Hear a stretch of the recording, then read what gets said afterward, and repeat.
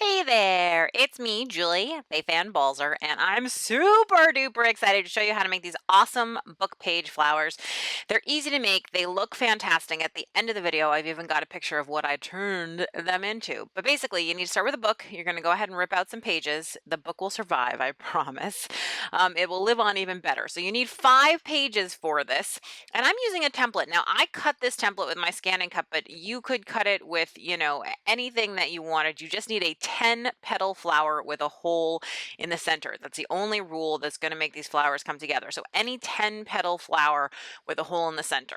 So I have 5 pages stacked up together. And what I'm going to do now is I'm going to go ahead and cut away the excess paper. And now I'm going to cut all 5 layers at the same time. And I'm not being careful. I'm really being messy. Flowers are imperfect, and so is my cutting, so it's a perfect match. I do want to make sure to cut out the center, so I simply cut into the flower and then around. And the reason I don't have to carefully cut the center out without cutting in is because we're going to cut these flowers apart, so it's totally fine to cut into them. Now, don't throw those centers away. We're going to use them for something else, so be sure to keep them. So I have my 5 flowers with the cut in there. And now, so from the first flower, I'm going to cut out 1 petal. So I'll have 1 petal and 9 petal. I'm not throwing away any pieces. I'm just separating out petals, right? So this is a 10 petal flower. The next one, I'm cutting 2 petals. And so I'm going to have 2 and 8.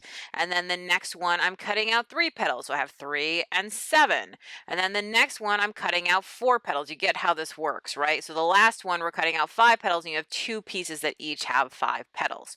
So I'm using glossy accents as my glue. You can use any glue that you want. I find that this sets up fast, has a great tiny little nozzle, which makes it really easy. And basically what I want to do is on every single one of the pieces, I want to overlap 2 petals. So let me say that again. It's really important that you overlap the 2 outside petals. That's how it goes from 2D to 3D. So that 5 petal piece is now becoming a 3-dimensional 4 petal piece because I've overlapped 2 of the petals to take it down from 5 to 4. And you can see I'm having a little fussing around issue there, but basically there's my 4 petal piece from my original 5 petal piece. So I'm just going to keep on overlapping petals so that I create all these 3-dimensional pieces. Now, when you get down to little ones like the 3, it starts to feel a little bit fussy because to make that, you're almost folding it in half. So I'll sometimes use my pencil to kind of, help me make that one shape together. Now, for the 2 petal, you're not going to be overlapping. This is the exception to the rule. And instead, you're just going to be overlapping a tiny corner instead of a full petal, just to get that little curl, to get the center of the flower looking right. So once you've kind of smoothed the paper around so you know the curl is going to work, and depending how thick your paper is, thinner paper, believe it or not, it's actually harder to do this than with thicker paper like cardstock. This is actually super easy. I'm just going to put a tiny dab of glue, and now you can see why having that tiny little tip is really great with the glossy accents. And I'm going to go ahead and wrap that around and secure it. And again, use my pencil to help me out where I need to. Now, the 1 petal, I'm not going to be gluing it at all. I'm simply bending and folding it just to make it a little rounded and a little less flat. Again, trying to remove it from 2D to 3D. So let's go ahead and lay out all of our pieces. So I'm going to lay out all of my flower petal pieces. I'm doing them in size order because that's how we're actually going to begin to adhere the flower together. So I start with the smallest. Slather a bit of glue on the bottom there, and then I'm going to insert it into the two. So this is the 1 petal going into the 2 petal, and I'm trying to offset them kind of like theater seats so that their petals aren't actually directly on top of each other. And then when I'm ready, I'm going to go ahead and take that piece and I'm going to insert it into the next size up. And this is how basically the whole flower is going to go together. One of the things that I find makes this process a little bit easier is if you actually use the pencil, or you could use a chopstick, or you could use a paintbrush or something, just to kind of hold everything in place because your finger gets a little bit fussy. But I just keep adding glue and each of the 3-dimensional petals in order, and soon enough you'll see that we've built up this nice flower. But we need to finish off that bottom cone area. So these little circles we saved, I'm going to cut them in half. And then I'm going to apply glue, and then I'm going to use that little half circle shape at the base of the flower to kind of cover up and meld together all the different layers that we've been putting on there. And the nice thing about the book pages is that they're very pliable and soft. And with the text, it makes it really seamless. So you can hardly see where you've actually done this adding or patching. I actually ended up using 2 circles or 4 pieces for each flower, but you could use less or more depending on how your flowers turn out and also how big your template is. That's another issue, of course, right? So once that's done, these are little centers that I bought at the craft store. You can buy them actually in the cake decorating section for some weird reason, along with any flower decorating. They come in different colors and styles. There's actually 2 different styles, I think, in that bag, the sort of pearlescent ones that I'm holding, and then kind of more fuzzy pipe cleanery centers. There were some glitter centers, but I liked those, so I used them. But anyway, these are little wires that have these little ends on them, and they really make your flowers look real. So I'm using some green craft wire. You can also use green florist wire. It doesn't even have to be green because we're going to wrap it, but that's what I'm using. It's soft enough to cut with scissors. So I'm going to cut a piece off of, and that's a little longer than I want my stem to be, because I'm going to wrap the wire into a loop around those little stamen pistil, whatever part of the flower, that the inside bit of the flower it is.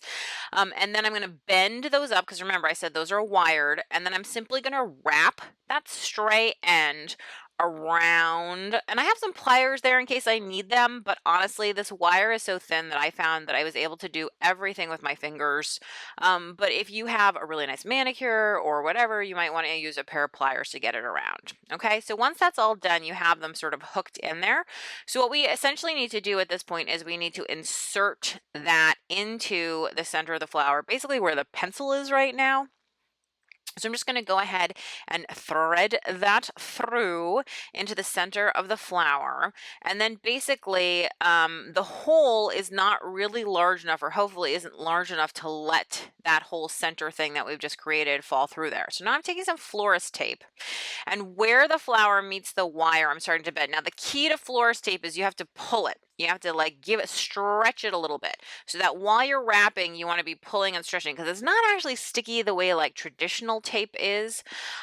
It's sort of, sticks to itself mostly when you really Yankee, I'm making yank a cute word, when you yank and pull on it like that. So I'm wrapping up the base of the flower a little bit, and then I'm going to wrap down the base of the flower, and then I'm going to wrap all the way around the wire, pulling as I go. Now, if you run out of tape like I did, it's not a problem. You just add a new piece on. I like to pull it off the roll to work with it. I find it a little bit easier than working with it on it. And then one of the things that I think makes the flowers look kapow awesome is if you roll the petals. And I'm just using a pencil here to do it, but I found that the pencil was a little thicker than I liked, so I actually switched to a paintbrush about halfway through, and I found that the handle of the paintbrush was a better size for me. But that's one of the things that really makes this 3D flower sort of pop. So I want to make a second smaller flower. So I'm taking 2 book pages, and we're going to go through the exact same process that we did before. And you could use any number, but I find that a 2 book page flower really makes that nice companion smaller flower. So I'm going to cut this into 1 petal, 2 petal, 3 petal, and then there's a 4 petal leftover piece. So you can see that's the 1 petal. I'm cutting off 2. I'm going to go ahead and cut off 3, and there is numero 4. So uno, dos, tres, cuatro, right? 1, 2, 3, 4. Now the other flower, we're going to cut 5 petals.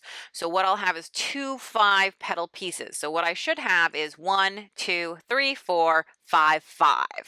And that's how we're going to make our smaller flower. Same process, overlapping the petals. When I get to the 1 and the 2, and I'm just being really careful and folding them over, I'm stacking them onto each other using the pencil. I'm threading in the center. Now, when I want to join the 2 pieces together, I want to just overlap them, wrap the wire from the small flower around the already covered wire from the big flower. This is going to attach them. It's also going to stabilize that bottom wire, just make it thicker and hardier. This is not pretty wrapping. It is going to all get covered. This is more of an armature than anything else.